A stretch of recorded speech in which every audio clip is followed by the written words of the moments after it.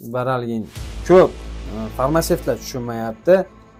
Ko'zlaringni ochib kattaroq qarasalaring, orqasiga retsept asosida berilishi to'g'risida ruschalab yozib qo'ying. O'zbekcha.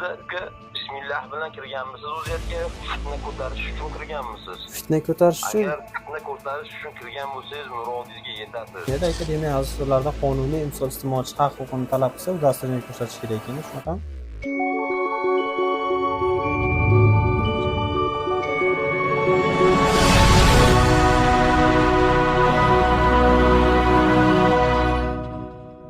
Assalomu alaykum. Opa, sog'ligingiz yaxshimisiz? Xo'p, qani bor? Ish baralgingiz siz sotdingizmi, opajon? Retsept asosida sotiladi, xabaringiz bormi? Voy, mana G baralgin, pachkasining orqasida ham ruschalab yozib qo'ygan, retsept asosida sotilishini. Chek bermagansiz, opa, iste'molchiga. Ishlamayaptimi? Qanchadan beri? Nimaga ulanmayapti? Hech kundan beri ishlamayapti, opajon? Internetda. Asha, hech kundan beri ulanmayapti. Bugun seli, bugun ulanmadi.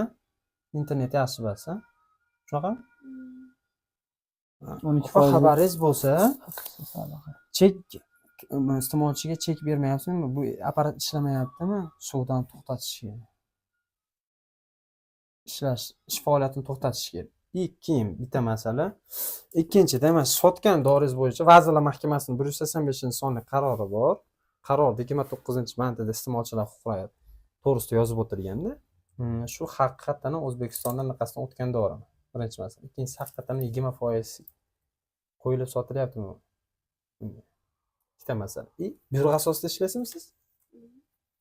Rahbaringiz qayerda, opajon? Kim? Erkak kishi, ayol kishi? Ayol kishi. Xolos, siz xabardor qilib qo'ying. Mana shunaqa firmangiz nomini yozib qo'ying. Nima bu yerda nomi? Sanjar Jar Farim dedingiz, Sanjar? Sanjar Farim bo'ldi. Qo'shimcha yo'q-a? Sanjar Sardor. Sardor, ha? Sardor Farim. Bet Vodila.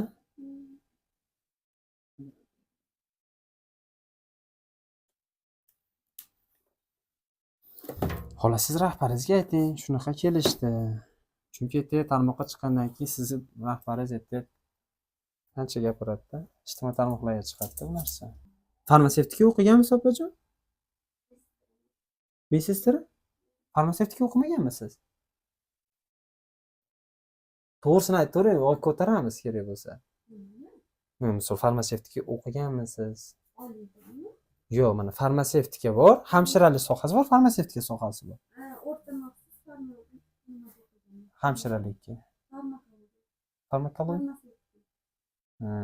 Yo'q, aytmoqchiman, hamshiralikka deganingizda, buni ham laborantlik bor, farmatsevtika bor. Yo'q, oliy ma'lumotsizda ham ishlayveradi, misol. Oliy ma'lumotli bo'lish shart emas. O'rta maxsus misol savdoda ishlayveradi. Nima qilasiz, opa, rahbaringizga aytasizmi? Hali uxlagan ham yo'qdir, kechib qo'ygan yo'q.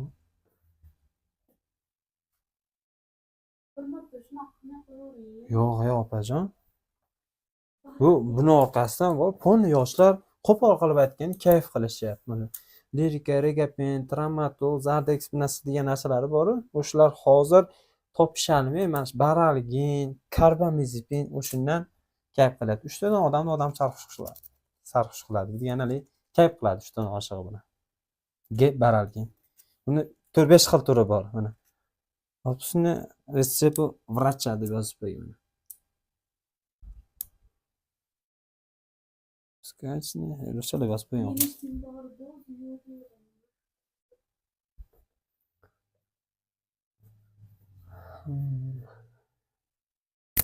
Siz buni anaqalarni ikkita so'ragan narsani taqdim qila olasizmi yo rahbaringiz taqdim qiladi? Haqiqatan bu 20% qo'yilib sotilyaptimi? Rahbaringizga qilib bo'lmasa, opajon.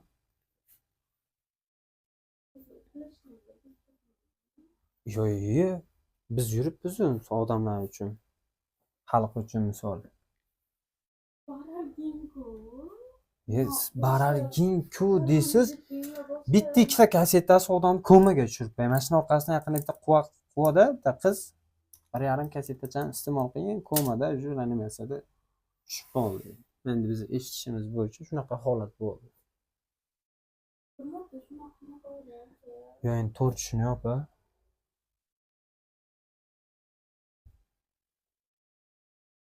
Telefon qilib ayting rahbaringizga yo'qmi? Shunaqa iste'molchilarga shunaqa sotib qo'ydim. Shu holat bo'yicha shu ijtimoiy tarmoq faol ekan, blogerlar ekan, syomka qilishyapti. Xolos, siz olib chiqing rahbaringizga, o'zimiz tushuntiramiz nima holat bo'lganini.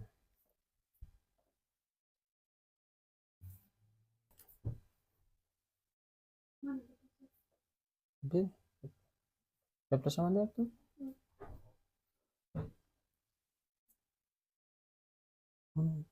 Alo. Assalomu alaykum Xurmi. Assalomu alaykum aka. Alaykum assalom. Rahbarmisiz aka? Ha, shunaqa. Rahbarman. Nima xizmat edi? Yigitlar nima gap do'stim? Ha, tinchmisiz aka? Rahbar bo'lsa ismingiz nima aka?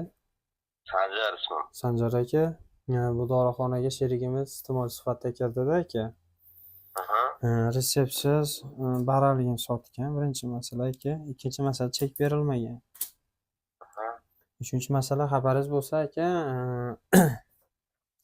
Vazirlar Mahkamasining 185-sonli qarori bor. Qarorda 29-madda yozilgan ekan. Shu dori bo'yicha haqiqatan ham 20% qo'yilib sotilyaptimi? Keyin bu O'zbekiston ro'yxatidan o'tgan dorimi? Shu bo'yicha hujjatlar taqdim qiling deb so'rayapmiz. Udastreniyalaringizni ko'rsatingda, keyin bizda hozir buxgalteriyada turadi. Buxgalteriyada Udastrini iste'molchilarga udastrini ko'rsatadimi aka? fakturasini ko'rsatish uchun endi hozir buxgalteriyada bo'ladi. Fakturasi buxgalteriyadan ertalab ko'tarib iminni topsa bo'ladi.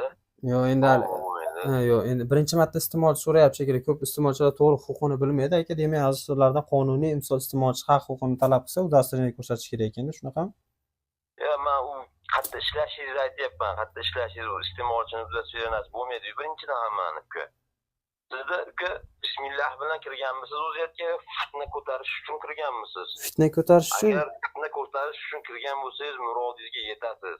Lekin ukam, agar fakturalar kerak bo'lsa, men albatta ertalab buxgalteriyadan ko'tartirib turib, Telegramdanmi yo'q, o'zingizga ham tashlab beraveraman. Yo'q, fitna ko'tarish uchun emas aka, men ism familiyam Qamchiyev Sunnatulloh aka.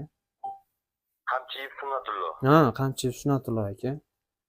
Просто haligi udastreniyya deganingizga aka, men qayerda ishlashingizni nazarda tutibman-da, udastreniyya. Endi hamma Alloh. Blogerman aka, blogerman, ijtimoiy tarmoq faolman aka, bloger. Sog' bo'ling, salomat bo'ling, omadingizni bersin do'stim. Bo'ldi aka, bo'lmasa qolganini ishchingizga tushuntirib qo'yasiz aka, qolgan holatlar. Telefon raqamlaringiz bo'lsa tashlab berilaveradi ertaga buxgalteriyadan o'sha fakturalarni ko'tartirib ham. Buyruq asosida ishlaydi faqatmi? Albatta. Dorixona GPPdan o'tmaganmi aka? Nimadan? GPPdan hali o'tmagan shekilli. Endi harakat. Endi 1 yil bor, 1 yil va 8 oy bor. O'tgani. Qanaqa tashadilarmi ariza GPPga? GPPga ariza tashlaganmiz, ammo o'shani yo'riqnomasini olib, lekin ba'zida shakllantiryapmiz, xudo xohlasa qurilishlarni qilib, bir oy ichida hammasini qilib yubormoqchi bo'lib plan qilib turibmiz fakat. Endi aytmoqchi bo'lganim 2025-yildan GPPdan o'tmagan dorixonalar faoliyatini to'xtatilsin dedi-yu, shunga qo'ta so'radim aka. Litsenziyamiz hozir 6 oylik srogi bor, 6 oycha, 7 oycha srogi bor. Shu oxirgi oylarda bir oy ichida hammasini inshaalloh to'g'rilab bitta litsenziya olamiz yangitdan yana. Inshaalloh. Bo'ldi aka, bo'lmasa salomat. Anaqasini tashlab beraman deyapsiz-ku. Qaqa? Fakturasini. Ha. Fakturalarni tashlab beraman, gap so'z yo'q do'stim. Bo'ldi, baqa, ishingizga nomer tashlab ketamiz aka. aka video ogohlantirib aytib qo'y. Instagram, YouTube, Facebook, Telegram ijtimoiy tarmoqlarga chiqadi aka. Sizga sharaf bo'lsin, shundan sharaf kerak bo'lsa do'stim. Yo, bizga sharaf emas aka, biz iste'molchilarni, oddiy xalqni anaqalarni, haq-huquqlarini himoya qilib yuramiz aka. Chunki bu baralginda orqasidan ko'p yoshlar qo'pol qolayotganini kayf qilyapti-da aka. Uni ham men hozir ertalab yo'riqnoma bilan tanishib o'zim bitta xodimlarim bilan gaplashaman. Mana pachkasini, mana pachkasini orqasida mana o'zi o'qiyapman. Ruschalar o'qib bermasmi? Retsept vracha deb yozib qo'ygan, to'g'rimi? Pachkasini orqasiga ham yozib qo'ygan aka, baralginda. Gey baralgin. Tushunarli. Bo'lmasa buni ham shu retseptsiz berilmasligi kerak deb o'qitiramiz. Bo'ldi aka, xo'p. Salomat bo'ling, xo'p. Assalomu alaykum, hurmatli ijtimoiy tarmoq kuzatuvchilar. Mana Farg'ona viloyati Ba'da tumaniga tashrif buyurdik. Xo'p, Sanjar Sardor Farm dorixonasiga kirdik. Dorixonasiga kirgan paytimiz opamiz retseptsiz dori sotgan. Birinchi masala, ikkinchi masala chek bermaslik holatlari, ya'ni chek bermaslik holati bu soliqdan qochish. Seli bir kundan beri chek apparati mana o'zi og'zi bilan aytayapti opamiz, ertalabdan kechgacha chek apparat ishlamayapti. Ya'ni ertalabdan beri iste'molchilarga chek bermaslik holatlari bo'lganini opamiz o'zi og'zi bilan aytib tasdiqlayapti. Bundan tashqari baralgin ko'p farmatsevtlar tushunmayapti. Ko'zlaringni ochib kattaroq qarasalaring, orqasiga retsept asosida berilish to'g'risida ruschalab yozib qo'ygan. U tarjimon topib, tarjima qildirib oladi farmatsevtlar. Bu birinchi masala. Chek bermayapsizlar. Shun davlat soliq to'layapsizlarmi? Soliqdan qochyapsizlarmi? Ayrim tushunmagan fuqarolar sizlarni taraflaringni olib yotibdi komiterlarda. Tushunganlar o'zlari bilishyapti. Buning orqasidan qanchadan qancha yoshlar qo'pol qilib aytganda kayf qilib, har xil holatlarga tushib, buni bir kasetadan oshig'i odamning hayotiga bir xavf soladigan dori bu. To'g'ri, kuchli or qoldiruvchi abzbalishi dori, lekin davleni tushirish holatlari bor. Odam davlenasi tushgandan keyin chiqarishning imkoni yo'q. Tushgandan keyin chiqarishning imkoni yo'q. Chiqqan davlenani tushirishda ilojisi bor. Bu holatlar bo'yicha shu dorixonaga kerakli mutasaddi tashkilotdan xizmat tekshiruv qilib, holat bo'yicha chorasini ko'rishini so'raymiz. Holat bo'yicha rasmiy munosabat berishlarini biz kutib qolamiz.